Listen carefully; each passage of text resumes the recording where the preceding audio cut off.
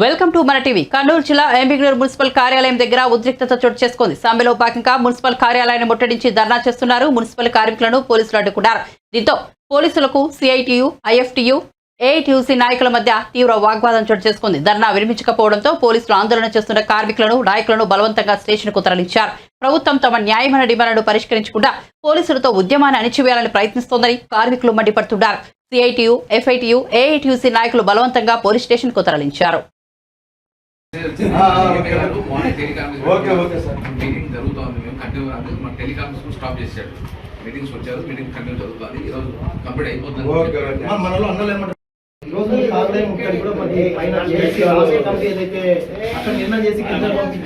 కింద నుంచి తీసుకుని ఇంప్లిమెంట్ చేసిన భాగంగానే ఇవాళ మీకు మున్సిపాలిటీ ముట్టలో రావడం జరిగిందే కానీ మీకు అందరూ రాదు సార్. కాబట్టి మీకు కూడా మాకు ఒక విషయం ఇక్కడే కూర్చుంటాం, కాబట్టి మీరు కూడా మాకు సహకరించాలని చెప్పి ఇప్పుడు ఏదంటే స్టేట్ లో ఆల్రెడీ మీటింగ్ జరుగుతూ ఉంది.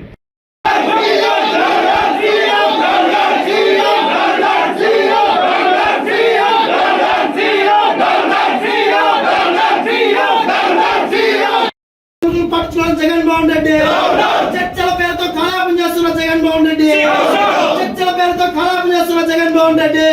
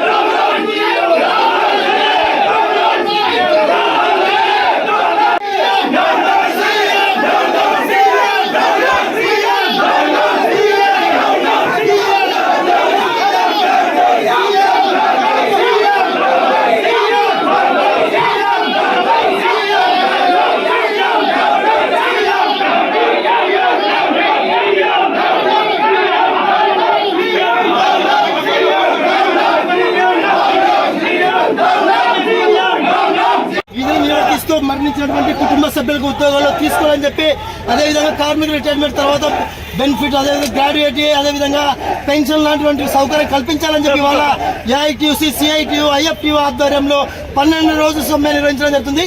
ఈ సమ్మెలో భాగంగానే ఇవాళ